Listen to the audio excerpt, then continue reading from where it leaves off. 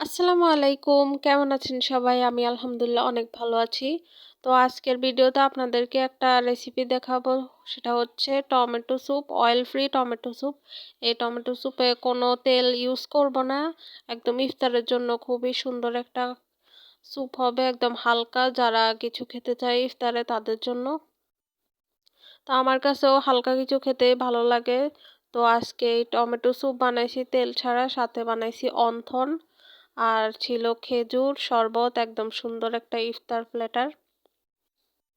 তো আপনাদেরকেও এখন দেখিয়ে দিব কিভাবে আপনারাও সহজে বাসায় তেল ছাড়া এভাবে টমেটো স্যুপ বানাতে পারেন। খুবই সহজ আর খুবই অল্প সময় হয়ে যায় এটা। খুব বেশি সময় লাগে না। তো প্রথমে হচ্ছে এই টমেটোগুলা নিছিলাম স্যুপ বানানোর জন্য। এই টমেটোগুলা এত সুন্দর ছিল। এগুলা দেখতে এত সুন্দর ছিল যে মন চাইছিল এগুলা একদম শোকেজের মধ্যে সাজায় রাখি, কিন্তু সাজায় তো আর রাখবো না, এগুলা খাবো। তো আজকে স্যুপের জন্য এগুলা ইউজ করছি। এগুলা দিয়ে বানালে কালারটাও অনেক সুন্দর আসবে, একদম লাল টুকটুকে টমেটো। তো টমেটোগুলো একদম বড় বড় করে কেটে নিচ্ছি, যেহেতু আমরা এটা ব্লেন্ড করব। খুব বেশি ছোট করে কাটার দরকার নেই। 4 টুকরা 5 টুকরা করে কেটে নিলেই হবে।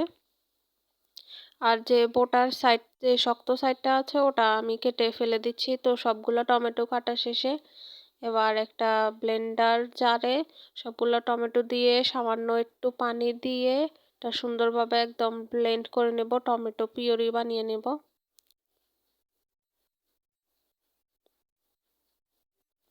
এই স্যুপটা খুবই সহজ আর অল্প সময়ে হয়ে যায়। টমেটোর যদি পিউরিটা রেডি থাকে তাহলে তো বানাতে আরো তাড়াতাড়ি হয়ে যাবে এটা।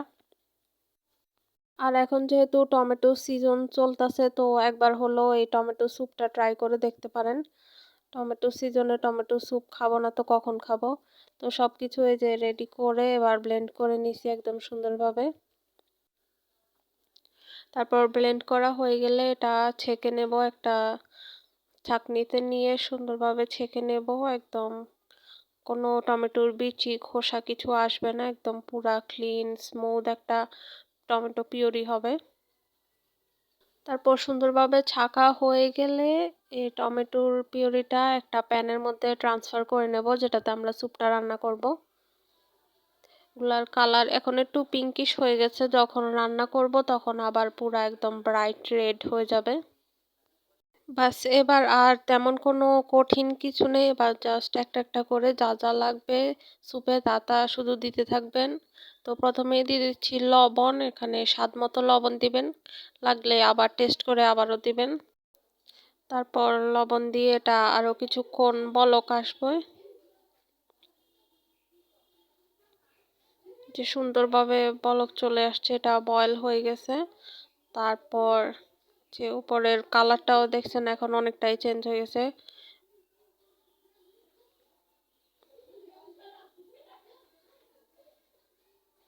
তারপর আরো কিছুক্ষণ নাড়বো। তারপর এটাতে দিব হচ্ছে গোলমরিচের গুঁড়া। গোলমরিচের গুঁড়া যে যেমন ঝাল খেতে চায়, আর একটু বেশি ঝাল হলেই ভালো হয়।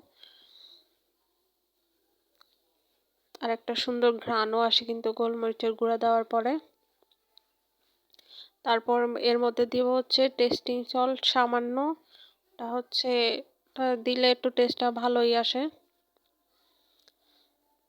তারপর এটাকে ঢাকনা দিয়ে আরো কিছুক্ষণ রান্না করার পর এরপর দেব হচ্ছে শ্রেডেড চিকেন। এখানে মুরগির মাংসর এক পিস সিদ্ধ করে তারপর এভাবে আঁশ খুলে নিয়েছি, তো সেটাও দিয়ে দিচ্ছি। দিয়ে আর একটু মিশানো নাড়বো। তারপর এর মধ্যে দেব হচ্ছে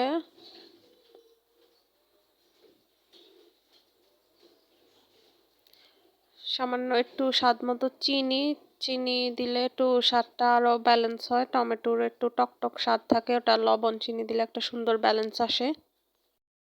তারপর সবার শেষে এবার স্যুপটাকে ঘন করার জন্য দিয়ে দেব হচ্ছে কর্নফ্লাওয়ার। এটা কর্নফ্লাওয়ার পানিতে গুলিয়ে তারপর দিছিলাম। তো এবার শুধু নাড়তে হবে, নাড়লেই স্যুপটা একদম ঘন হয়ে যাবে, যে যেমন ঘন খেতে চান।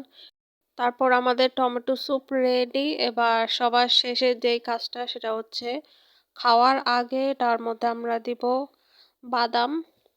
বাদামগুলা সুন্দরভাবে একদম ক্রাঞ্চি করে ভেজে নিছিলাম। তো বাদাম আমরা আগে দিব না, একদম খাওয়ার ঠিক আগে দেব, যাতে খাওয়ার সময় মুখে একটা সুন্দর ক্রাঞ্চ আসে। ওটার টেস্টটাও অনেক ভালো হয়। আমরা এটা ঠিক খাওয়ার আগে দিতে হবে। রান্নার সময় দিলে কিন্তু পরে সফট হয়ে যাবে বাদামগুলা, তখন তেমন একটা খেতে ভালো লাগবে না।